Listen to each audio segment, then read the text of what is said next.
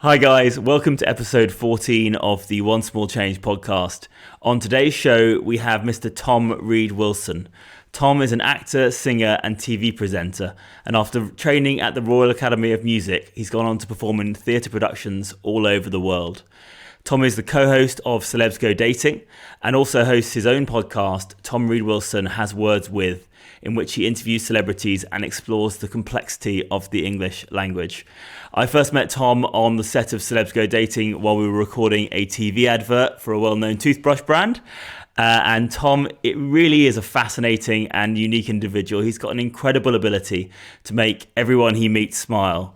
And certainly doing my research on you again, Tom, I was watching videos back of you and it was making me smile and just reminiscing about our time we spent together on that set. We spent an awful lot of time, you and I, on that sofa, didn't we? Just getting very well acquainted because, of course, Paul and Anna were the guinea pigs, I think, for the product. And so they were furiously kind of rehearsing with the product. And you and I didn't have all that much to do. We were just chatting, weren't we? Other than get well acquainted, chew the fat and put the world to rights. And indeed we did. Indeed. So it's lovely to see you again. In a very short spell, I felt I got to know you awfully well. Oh, same here. I feel the same way. And since then, you've added 2 babes to your family. I have. Life has got a lot busier. So I haven't seen you in a long time. How have you been managing with the lockdown, with the pandemic? We're obviously nearing, hopefully, the end of the last lockdown now. But how have you been getting on? Well, I think the thing I've found most difficult is referred sadness or vicarious sadness, really, from industries that I adore. I mean, really, I would say that I have a great love affair with London. I live in London. But most of all, a love affair with the arts and particularly with the theatre, which was the reason that I moved here to be an audience member and to be a participant in that great world, because I am, as you mentioned in your lovely intro, an erstwhile thespian. And still the lion's share of my friends are thespians. And of course, that world has been so devastated. And as a viewer, it's one I miss so desperately too, because I would be at the theatre about once a week. And of course, the terrible tragedy with thespians is that they're all self-employed, so the furlough scheme doesn't really reach them. So feeling threadbare, I think, in terms of artistic stimulation, but also in terms of just plain money, is extremely difficult and challenging. So I've been doing a lot of work with the Theatre Support Fund and Acting for Others, which are wonderful charities, which are both umbrella charities for every aspect of the theatrical community, and trying to bolster in whatever way we can, which I think is tremendously important. But I shall be front and centre come May the 17th when they open their doors. Yeah, absolutely. We'll make sure to add links to those charities in the show notes. That's dear of you. That's really dear of you, Simon. Yeah, because it's been. I think that industry has probably been one of the worst hit out of all the industries. Really. Yes, and you see, the thing is that those people that bring such great joy by treading the boards are just one part of the self-employed element. I mean, lighting designers and set designers and the lighting people and the stage hands and everybody practically is not on a salary in that sort of conventional fashion. Yeah, absolutely. So let's go back then. I always like to start the show with a bit of an origin story. Yes, do. Why don't we go back to the very beginning? Let's go back to Pangbourne. Let's go back to your schooling days. To Pangbourne. And tell us about how you how you came to become an actor, and whether that was always something that you wanted to be or something that you fell into. How did it all start for you? Well, my parents moved to Pangbourne when I was about 5, from Bradfield College, and my dad was an English teacher there, and sometimes they would put on a big show like South Pacific or something like that, where, basically the people that were playing the adults were young adults or children. So if they were to have children in the play, they had to sort of go to the staff's children. And so I played a little Polynesian islander in South Pacific, and it was those children that sing Dis-moi. I don't know if you know that song. And I fell in love with Rodgers and Hammerstein and with musical theatre, and I think that was the beginning. And I was always being roped into shows there, and I loved it. And I began to nurse great ambitions of kind of clutching a Tony at 20. Not a man, or that too, but that famous Antoinette Perry, or Tony for short, award, which is the sort of ultimate on Broadway. And it was always the theatre for me. I didn't have any ambition at all beyond the theatre, but I so wanted to do that. What was it about the theatre specifically as opposed to TV or movies? Was it that sort of raw connection with the audience? Or Yes. I remember once seeing wonderful actor Claire Higgins in a revival of Tennessee Williams' Night of the Iguana. And I lucked out with a very cheap ticket that was practically in the front row, and she swept past me in a scene, and I smelt her perfume, and I thought, oh my, I'm in this world. It was so extraordinary how the fourth wall melted away, and suddenly I was in there on that mountain, and the excitement for me from both sides of the footlights. I've always felt that really the actor sends something out, and the audience is asked to be an active participant in the theatre. They're not just ingesting, as you can in the cinema, and somewhere in the middle, sort of hovering over the orchestra pit, the performance is made in this sort of lovely synergy between actor and audience. And I think that's why it's so exciting for me. And the fact that, the more you know about making television and film, the more you know that it's sort of not shot chronologically. The death scene might be shot before the opening scene, if that's the location on that particular day. And knowing that, this character is starting with you at the character's beginning and ending at the character's ending was always tremendously exciting to me. That's a lovely way to put it. The anxiety of it could go wrong. They could stumble into the orchestra pit, or or get the hiccups, or fart, or anything. And I mean, is that something that you've ever struggled with? You don't Farting. Seem to me from. Not much. No. I burp like a trooper. More the confidence, more the dealing with the anxiety pre-performance. Well, it was a funny thing, because at school I used to hate reading in class or performing anything in class, because I felt like the audience, as it were, could see up your nose, and they were terribly close to you, and they could see all the machinations, and that to me had no magic at all. Whereas with a proscenium arch and lighting and rehearsal and all the things that happen invisibly, really, to make a seamless performance, you could create something and it was the business of illusion because it seemed to be faultless in its way.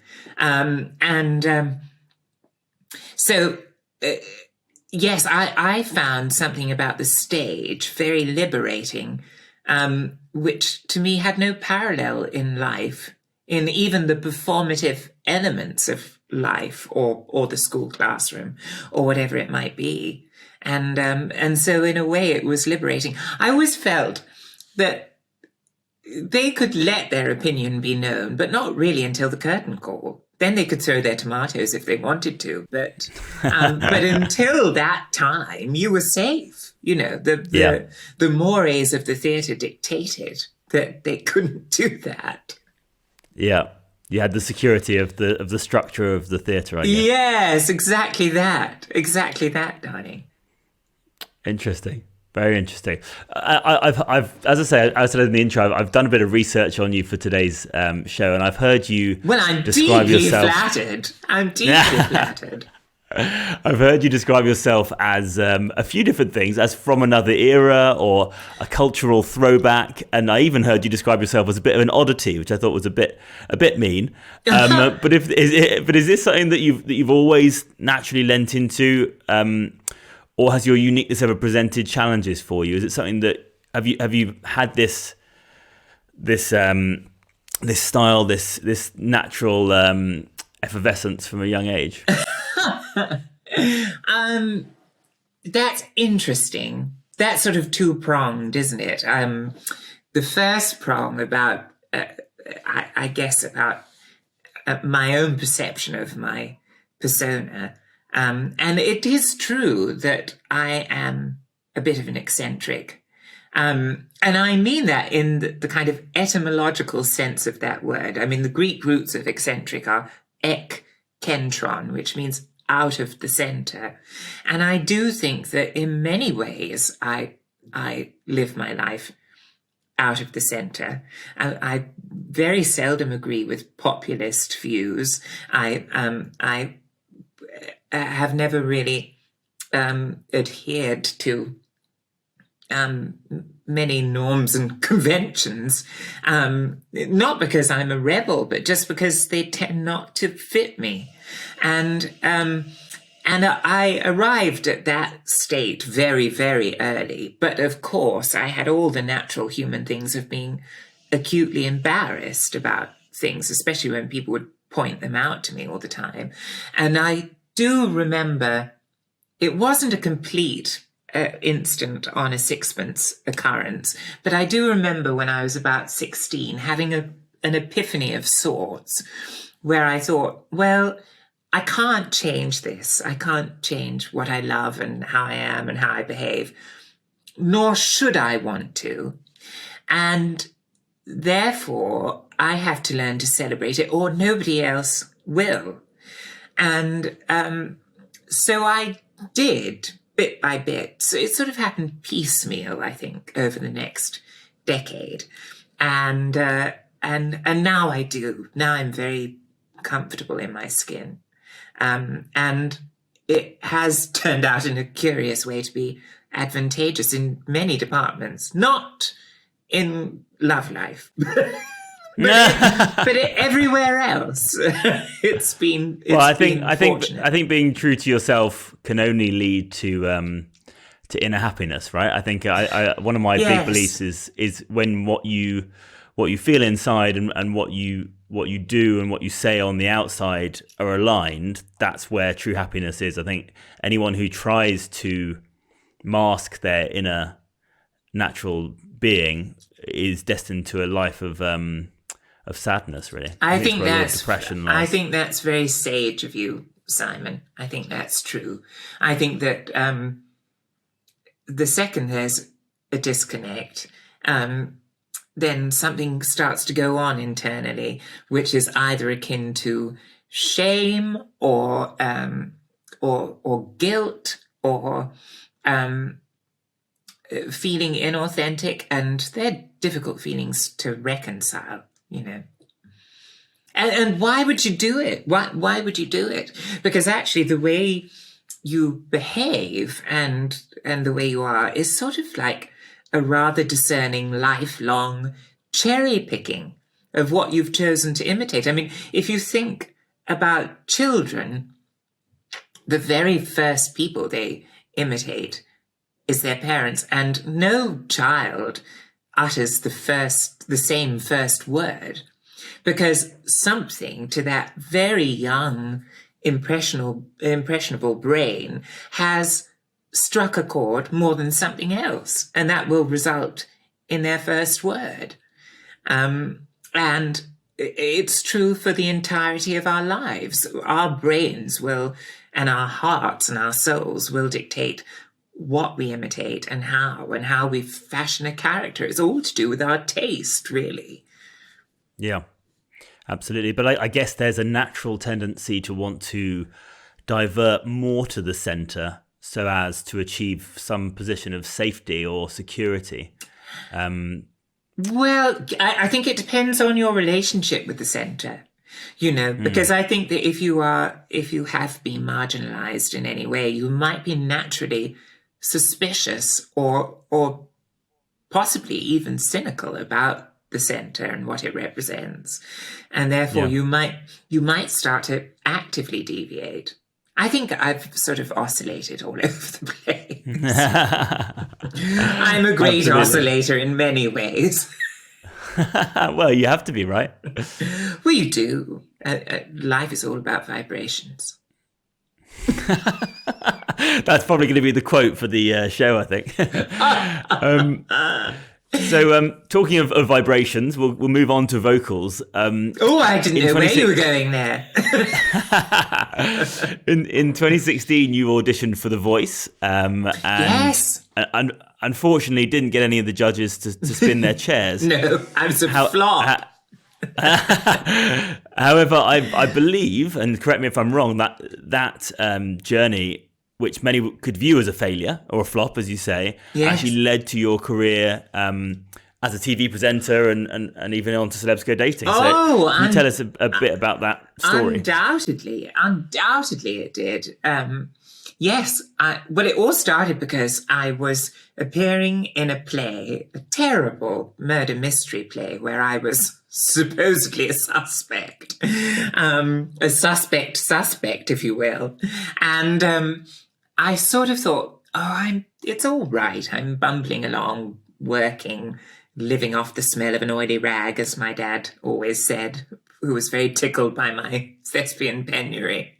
And I thought, I've got to do something bold. So I decided on a complete whim to audition for The Voice. And I think you know, Simon, that with The Voice, there are about sort of 5 or 6 auditions off camera. It's a bit different to the X Factor because they just have 80 on the show or 90 or something like that actually get to audition for the judges.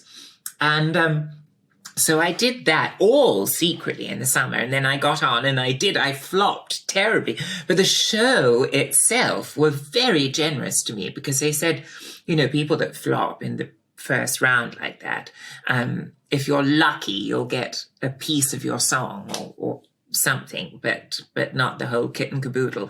And they were so kind to me. They played my whole interview, my whole backstory, my whole song exchange with the judges. So it was about 8 minutes. And that served as a kind of, I suppose, a mini show reel for the lady that was then casting Celebs Go Dating. And she got in touch and asked me to go to Line Pictures HQ, who were the production company that made it, and I had to kind of talk to them, but on camera for about 45 minutes, and then that was that. And what was liberating about it was that they said, we don't really know what we want you to do. They said, you're kind of, we know that the agents have to be loving but fairly earnest, and we want the other element to be kind of jolly hockey sticks, but we don't really know. Perhaps you're the welcoming committee. And so they said, do what you like. And And if it's terrible, you'll just be cut out completely. And instead of being frightened, I thought, well, how liberating, because, I can't really, if I make a big blunder, no one will ever know about it. I just won't be there. Yeah. So That is a nice safety blanket. Yes, I think in my whole career in the theatre and in television, I've never felt so easy breezy as I did that very first series, because I thought, well, none of this matters. I don't know what they want, what they like, what they don't like. So I will just chat away, hope for the best. And how many series in are we now? I mean, you've been there for quite a few years. Crumbs. I don't know. Do you know, Simon? I couldn't find it online. Oh, gosh. I think I must be on 11 or 12 or something like that. Wow. I know. I think I've done over 300 episodes. Amazing. Potty, isn't And I mean, for those that don't necessarily watch the show, it's obviously the name gives away the general idea. It's a matchmaking show for celebrities. Yes. Do you feel that you've gained? And I'm sure the answer to this is yes, knowing Paul and Anna. But do you have any relationship advice or knowledge that you've gained or eked out from being on the show that you think is particularly sage advice for our listeners?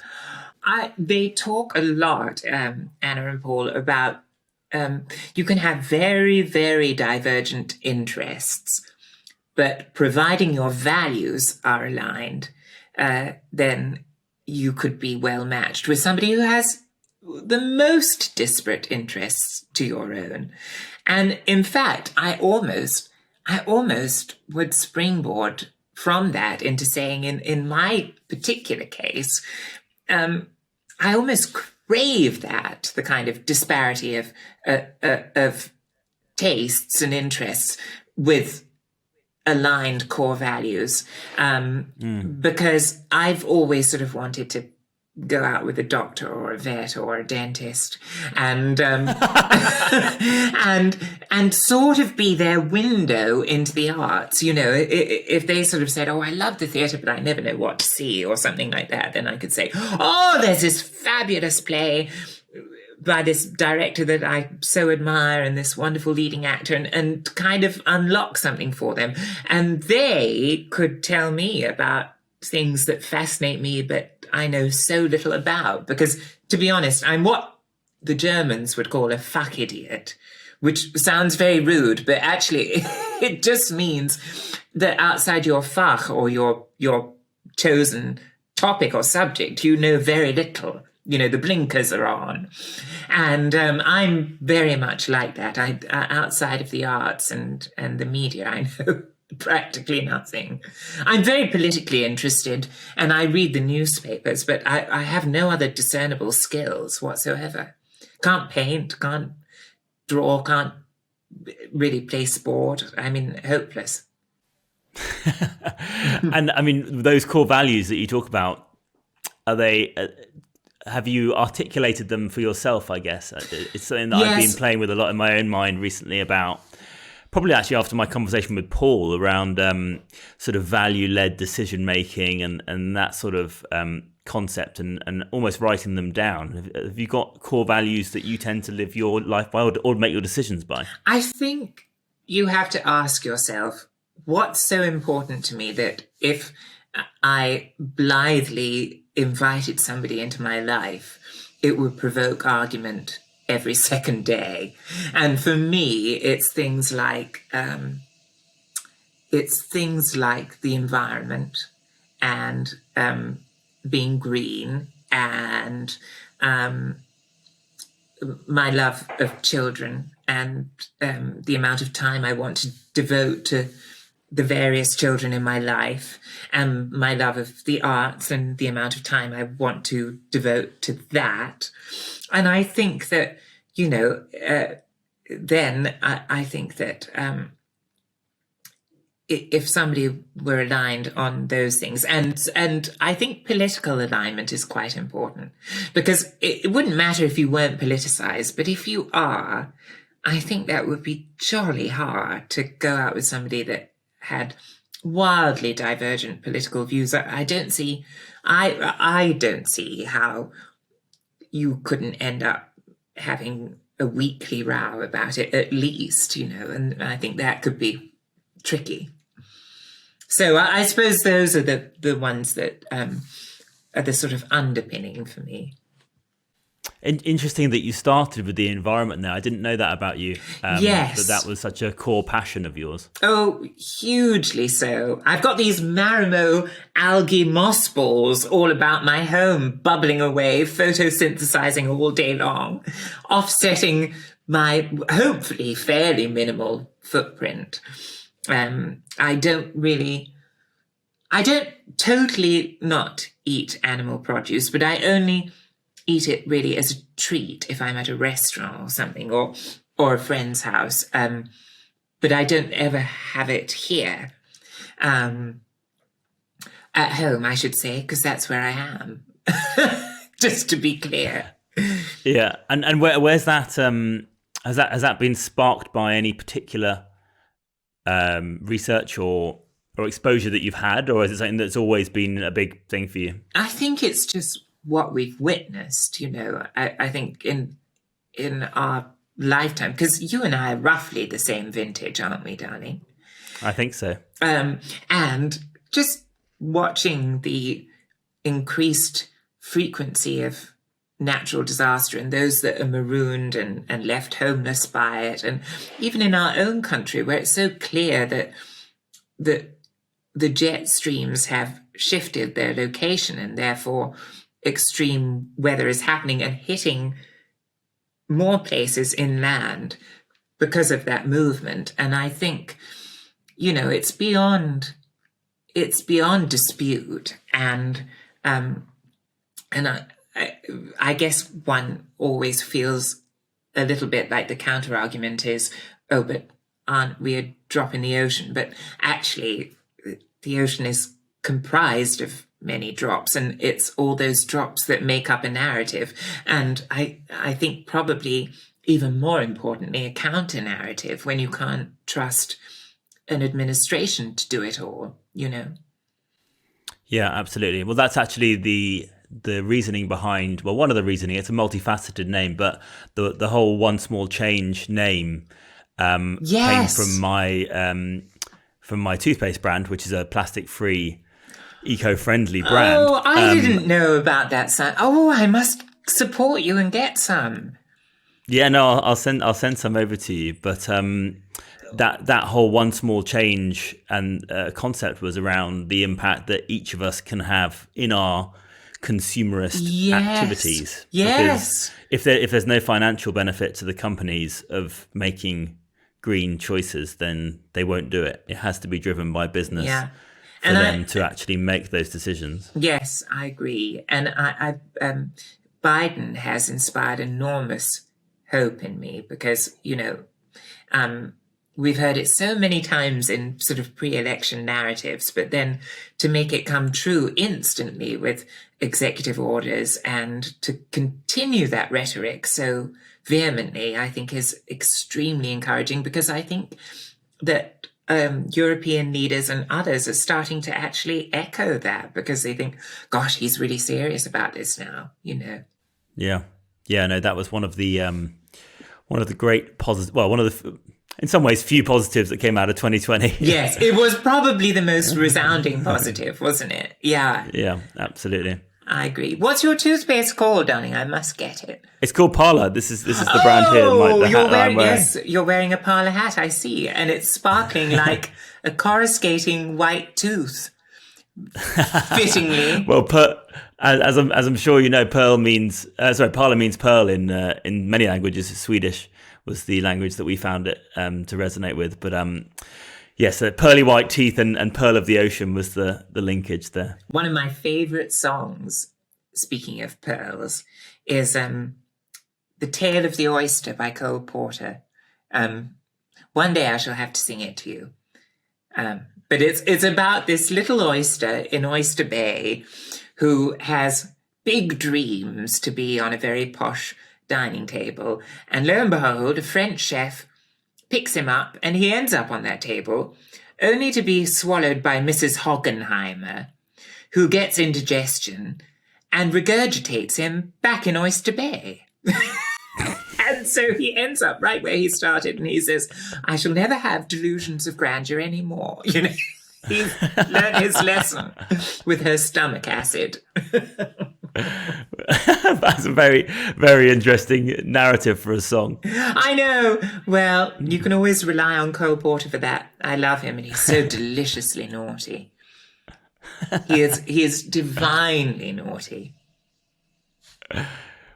Well, talking of characters, one thing that comes across, and I'm sure it's come across to the listeners already on this episode, Tom, is that you are so upbeat, you're so charismatic.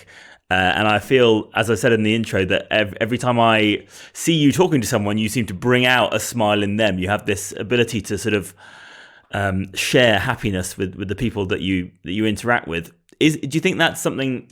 I mean, you must have down days like all of us. Is your happiness something that you've consciously made active decisions towards in your daily routines or your mindset, or is it just something that you think you're naturally blessed with? My best chum and the mother of my godkids has a very, I guess, sort of rose-tinted, spectacled outlook to life. And we sort of bonded around this, but I have to say it's not all squeaky clean. We also have the raciest sense of humour that you possibly have, and quite enjoy a good Anglo-Saxon four-letter word, and getting a little bit sort of down into the gutter with our humour, I'm afraid to say. However, we're both quite chipper most of the time.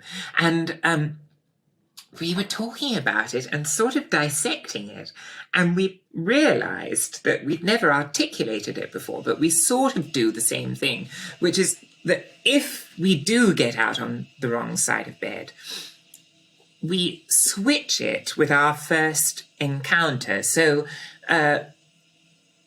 if the first encounter is needing a little bit of acting, needing for you to play the sunny disposition when it's not really in existence, that is where, for us at least, the artifice ends. Because if that little bit of artifice inspires a delighted reaction in the person that you're talking to, then from their sincere delight, the rest of your day is built. So then the second interaction is not like that. It's not, there's no artifice at all. You're still sailing on the crest of the wave of their pleasure, and so on and so forth. And it can mount and mount and mount. So we always felt that it wasn't a kind of perpetual decision that you had to kind of take with you all day long. It was just that very first decision. Just one. Yeah. That's brilliant. I love that. So you're in essence firing off positivity to then mirror it back from that first individual, and then it's a positive cycle from there. Because I don't know if you feel like this, but I think that it's always magnified, really. If you beam at somebody and ask them how they are and really want to know and engage with them, then people tend to be so delighted that they've been given that invitation to discourse, that then the delight augments what already would have been a nice reaction from them. And then yours is augmented, and it really is almost infinite. I mean, I know it sounds awfully Pollyanna-ish to say this. It sounds a bit like a kind of lifelong version of the Glad game. And I wouldn't blame your listeners if they were switching off in droves, but it does work. It does really work. I mean, that isn't to say that, I don't have a temper about, well, especially as we were saying about things like political injustices. I can get very cross. I mean, the number of times I've screamed at Nigel Farage on Question Time and things like that, and like blue murder. I mean, with barely a clean word shoehorned in between the rude ones. So it does happen to me, but and of course I get very blue. But actually, that's another thing where I don't advocate positivity in spite of or at the detriment of other emotions.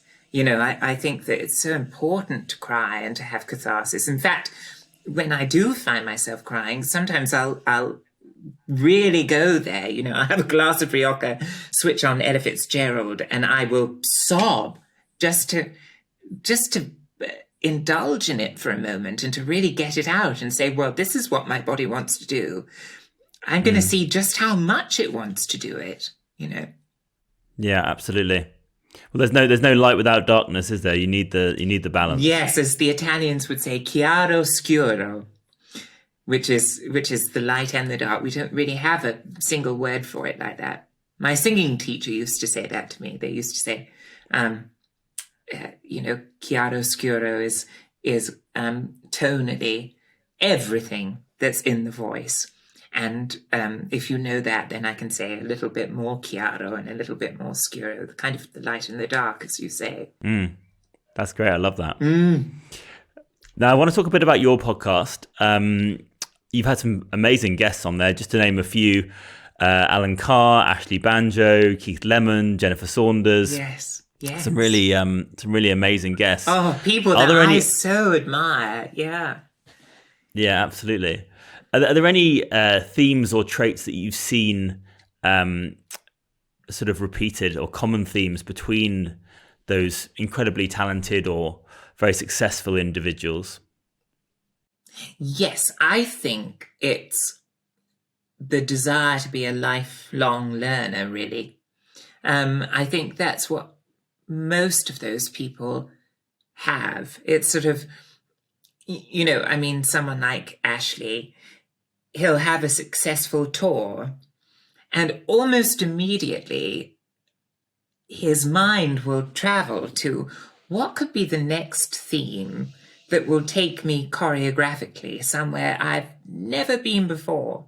And so, for example, it might begin for him with a word. So the next tour is called Connected.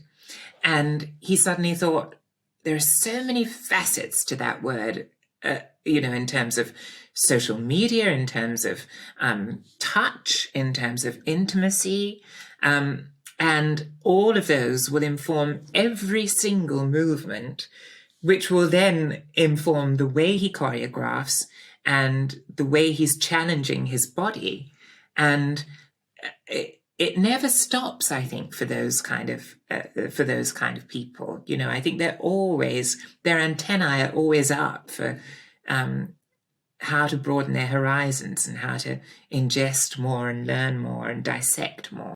Fascinating. And do you think that constant striving can ever become a bit of a dissatisfaction for the now or the present moment? It seems like a very future focused approach, and which is pretty much exactly how I am, to be honest. But I feel that sometimes maybe always looking to the next thing and to the future and to development can sometimes render you missing out on the present moment.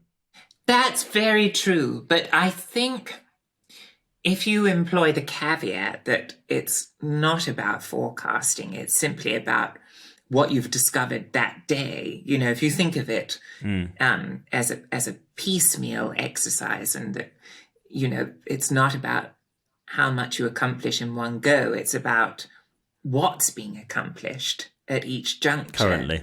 Yeah. Then I think that you don't worry about that. And I think that's a good rule for all things, actually. I think it's a good rule for relationships, that forecasting isn't terribly important. Actually, it's sort of what each day holds for you, and don't sort of plan past tomorrow if you can avoid it. And I don't really have any professional advice, because my professional life has been utterly chaotic and I've just been lucky to land on my feet. But it certainly aids my enjoyment of every project if I don't forecast, if I just sort of think, what if I sort of sit at the end of the day and I think, what have I learned today? What did I take from that? And just try and have a moment to digest what's happened to you. Yes. Very important, I think. Yes, I think so. And Jennifer Saunders said it as well on the podcast. She sort of said, she said it as a rule for writing. She said, you can't do a good poo if you haven't really enjoyed your meal. And so she's sort of saying, don't leap to what the script must be if you're still living it, if you're still relishing it and savoring it and trying to understand it. And I think that's true, Not that anyone really. Yeah, I've not heard it phrased in quite that way before, but that's brilliant. Well, you can depend on her for that. I don't think anyone forecasts to the poo anyway.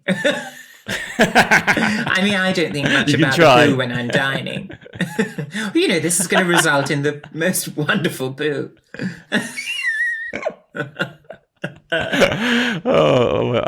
This chat is going in all sorts of directions.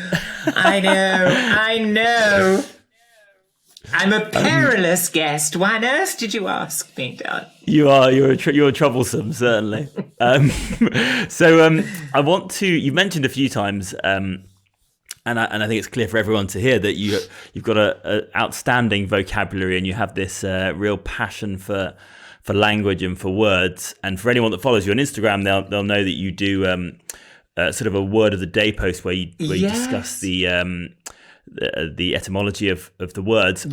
I really enjoyed the one. I think it was in the last couple of days of the sourcing of the word orchid comes from the Greek word orchis, meaning testicle. Yes, indeed it does, and which is why people get orchitis, which is that sort of very uncomfy, inflamed testicles. Yes, sounds very unpleasant. But where does this love of words come from? Is it? Do you have a Latin or an English literature background other than your thespian activities? Yes, well, my dad was an English teacher before he retired. Of course. And he was fairly late to fatherhood, and I was the first, and I was a complete accident. I think eventually a happy one, but I was definitely a surprise. And so, as a result of that, when I arrived and when I started to be able to talk, my dad just didn't have another channel for children at all. He didn't have that sort of baby talk groove. And as a result, he spoke to me in the manner he would speak to his colleagues at Pangbourne. It was very complex. And one had to just attempt to ascend while all these polysyllables were raining down about you. And there is a theory that says if you hear a word that you don't know 11 times in context, then you know perfectly its definition without ever having read its definition. And so I was fortunate enough for that to happen to me. And then, of course, when I was a teenager, that was sort of cemented with this steady diet of the most wonderful literature. I always say I never had to learn to be discerning because my dad sort of was the funnel for it, really. And so it was only when I was in my 20s and I really had started to choose my own books that I read a bad book for the first time. And I knew instantly that it was a bad book, Yeah. It's brilliant. As I say, I like to think I've got a fairly good vocabulary, but I think in most conversations I have with you, I don't know a few of the words that you use. Simon, I don't believe you. But, I have to say, for me now that I have some agency over it, it is about the etymology and about how when you investigate the etymology, every word becomes a story. Which is, like you were saying about orchid and practically every flower. Something like dandelion is actually dent de lion in French, the tooth of the lion, because if you travel south of the bloom, those jaggedy leaves look a bit like lion's teeth. And Testicle itself is another one, which comes from testis, the Latin root meaning witness, which is very logically in testify and testimony and attest and all those witness words. And then you think, well, why testicle? Why has that got witness as a root? And it's because it's your little witness to semen secretion. So it's fascinating. Once you investigate and interrogate a bit, all these stories emerge. I do find it really fascinating. It is. I love learning about Roman history and Greek history and all of those sort of things. I'm a big fan of the Stoic philosophies. So I'm reading a lot around Marcus Aurelius and that sort of era at the moment. Gosh. So it's very fascinating. Well, and a lot of those Latin words were, of course, Roman and militaristic. I mean, something like decimated comes from Roman armies when the deck is the Latin root meaning 10. That's in December, because once upon a time, December was the 10th month in the Roman calendar. And so decimated was when they would make an example of a failed army by killing at random every 10th soldier to make an example of them, to intimidate the others and hopefully up their game. So it's most extraordinary how they were sort of busily coining everything and sort of miscoining too sometimes. I mean, if you look at old words, especially medical words like hysteria has the same root as hysterectomy, and it means a womb sickness, because they thought that it was a kind of excitability that was induced by a problem with the womb. And of course, they were completely wrong, and it was deeply misogynistic.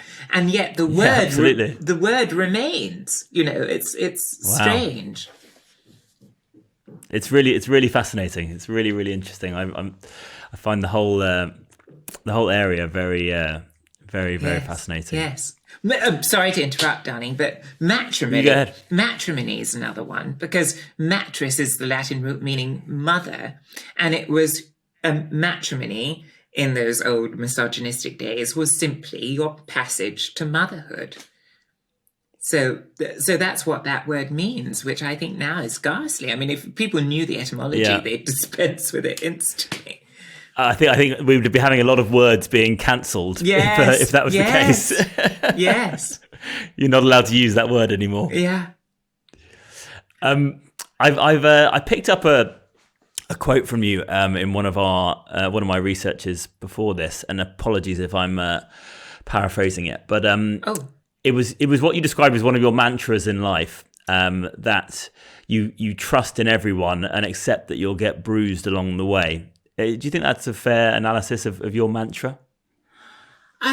Yes, I think what I mean by that is that the odd bruising is inevitable, but it shouldn't make you, the awareness of the inevitability of bruising should not make you modify your behavior one iota. So you shouldn't stop being open and loving and forthcoming because you're aware that being all of those things augments your potential for bruising.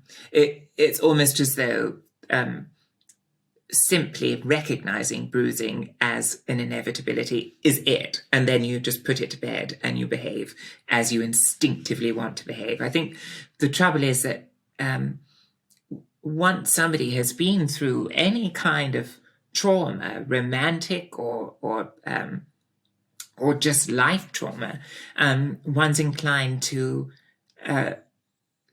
self-protect. It's completely natural. It's sort of a self-preservation thing. And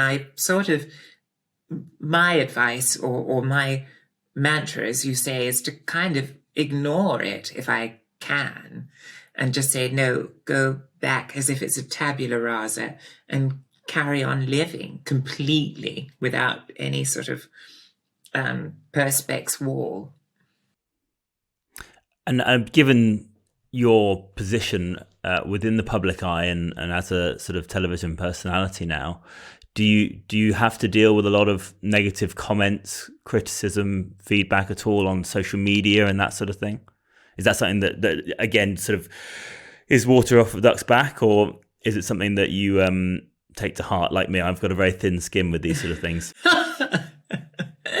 Well, mercifully, I haven't encountered a lot of it. It's mostly, touch wood, been very generous and kind, and I think that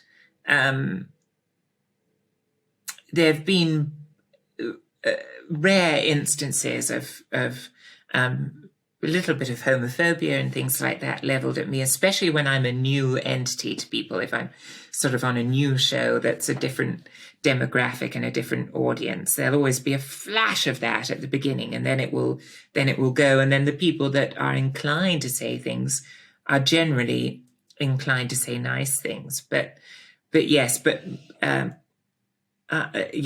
Basically, I've been fortunate in that regard. That's very, very good to hear. I'm glad to hear it. Let's talk about another show that you've been on, which probably did have a fairly different demographic, which is Celebrity Best Home Cook. Oh, yes. I loved it. A skill that I wasn't aware that you possessed. And you said that you were very narrow in your skill set, but you failed to mention that you have these culinary skills tucked away. Oh, well, yes. I suppose I do have that. But I certainly improved a great deal on that show. And actually, that was the loveliest thing about it, was that you didn't really see it in the show, but every judge, when they gave their feedback, would always give a kind of a golden nugget of really helpful advice that one could employ for the remainder of their cooking life or career. And so I learned, it was like a masterclass. It was absolutely extraordinary. And of course, their backgrounds are rather divergent. You know, darling Angela is a restaurateur. Mary Berry is a kind of a great exponent of all the tricks and wonders of home cookery. And Chris Bavin is a produce expert, so he knows everything there is to know about vegetables and about all manner of produce. And so their respective advice was fascinating. So I was hanging on their lips, figuratively. And you mentioned before that you don't tend to cook meat-based meals at home, and increasing my vegetarian and vegan repertoire is something that I've been struggling with myself. Are there any go-to sort of tasty vegan or vegetarian meals that you tend to default to? Oh gosh, oodles of them. I do a very nice vegan cake, actually, which is it's a bit like gingerbread, and it's olive oil, 150 ml of olive oil, 150 ml of vegan custard, about 4 teaspoons of egg replacer. You don't need that much of that. Cinnamon, ginger, coconut nectar, about 250 milliliters of that, and whip up a good batter and then bake it for about 30 minutes at about 160 in a fan-assisted oven. And it comes out, when you have it warm, it's a bit like a sticky toffee pudding, and you can have it with oat cream, lashings of oat cream, and it's absolutely divine, really sort of gooey. And then when it cools, it's like gingerbread. Perfect. Oh, I'll definitely try that one out. I'll have to get that recipe from you. I'll ping it to you, darling. I'll slide into your DMs, as the kids say. Okay, well, we're just about to wrap up, so let's dive into the rapid fire round quickly. And yes. feel free to indulge these questions as much as you want. I shall put my metaphorical trunks on. So, first question: what is your favourite word and why? I had to ask you this one. I think probably papilionaceous, which It comes from the French papillon, meaning like a butterfly, because you can use it in terms of, you could say that ballerina moves in a papilionaceous fashion in a kind of literal way. But you could also use it metaphorically, sort of talking about a papilionaceous transformation in somebody. So I think it's very versatile and very pretty. So is the meaning anything that is butterfly-esque in movement? Yes. Yeah, or behavior. Hence the transmogrification. Yeah. Interesting. That's a great one. What do people most often get wrong about you? Oh, I think probably my political views. Because if you're plummy, people tend to think that you're hovering a little bit to the right. Couldn't be further from the truth. Super. What's the best piece of advice you've been given, and who gave it to you? My dad always says, don't dwell and reflect too much. Keep moving forward. Don't sort of get obsessed with things like school reunions and the yardstick of old comparisons. Just keep plowing on and keep moving. Keep on keeping on. Brilliant. I love that. Yeah, that's great. And lastly, what are you most grateful for right now? I think right now, my family, and that extends to my beloved friends who I include in that. My very best friends are like an extension of my family, because their calls and their Zooms and everything, since I've spent the whole of the last year alone, unless I've been working, have sustained me. So I am ineffably grateful to them. I don't think I'll ever be able to successfully convey it, really. I think that's probably one of the biggest positives to come out of the pandemic is all of us focusing more on the core relationships that are so important to us. Yes, I think you're right, darling. I think you're right. And the last question is one that we ask to everyone on the show to finish off. What is the one small change that you've made in your life that you'd wish you made earlier? Oh, well, this sounds very silly, but actually it really, really helps me and my grey cells to dance. And that is to do a crossword every morning. Because if I do one every day, and the I newspaper's crossword is about my intellectual level, I can't go much higher than that because I'm not very bright in spite of the vocabulary.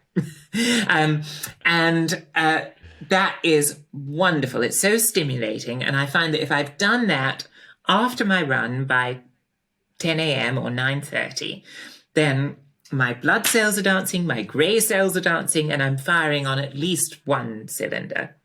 Not quite all, but if I'm lucky, one. I love that. Well, I wasn't expecting that as an answer. How long does it take you to do a crossword out of interest? Oh, it depends. They have about 4 authors, I think, in the eye, and there's one that just does not think the way I do, or I don't think the way they do, and so I can never get them. But there's one that is hugely aligned with my frontal cortex, and his or hers, I don't know who they are, but theirs is wonderful. And that takes me about, 10, 15 minutes. But the other one, the one that is very divergent in thought to me, takes me a good half an hour. Brilliant. Which I love arguably it. I'm is better try and implement for me. that myself. Yes. Yeah, indeed. Yes. Indeed. Well, Tom, thank you so much for coming on the show.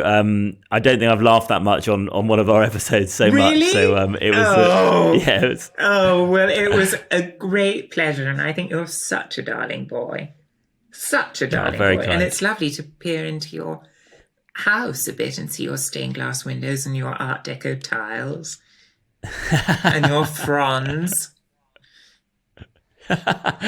Indeed. Well, thank you so much for coming on, and look forward to catching up with you soon. Bye, honeybee.